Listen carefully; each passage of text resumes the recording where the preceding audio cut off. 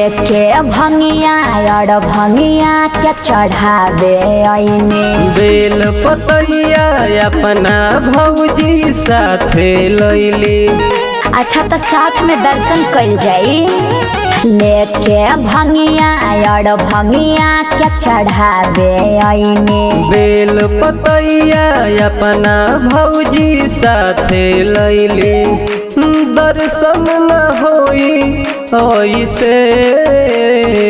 हाँ हाँ हाँ हाँ सुतला शिव के जगाई कैसे जलवा चढ़ाई कैसे है।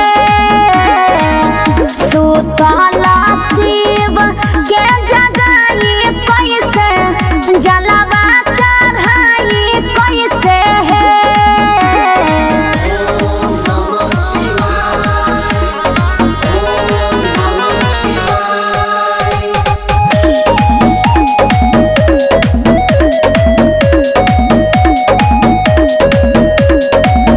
भूखल सोमारी बनी हमनी रजलावा हो हमनी रजलावा। समझता नो।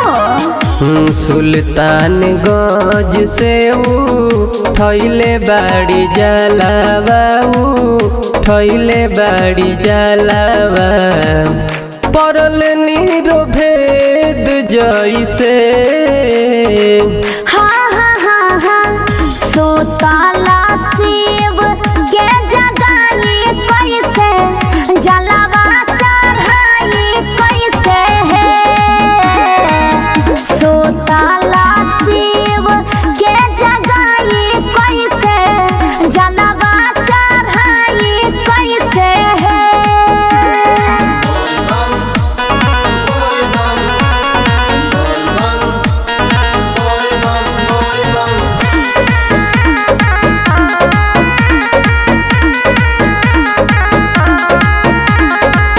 निंदिया के मातल शिवा अखिया ना खोले है अखिया ना खोले अखिया ना खोले।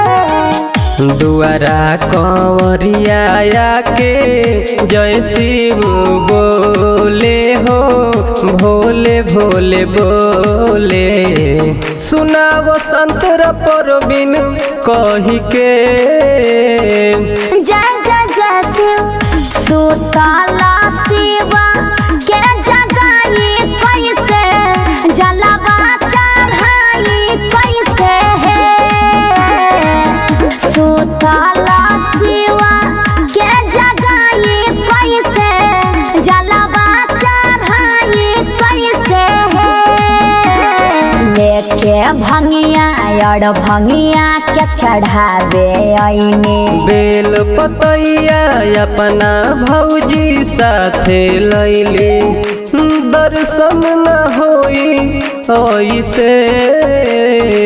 हाँ हाँ हाँ हाँ सुतला शिव के जग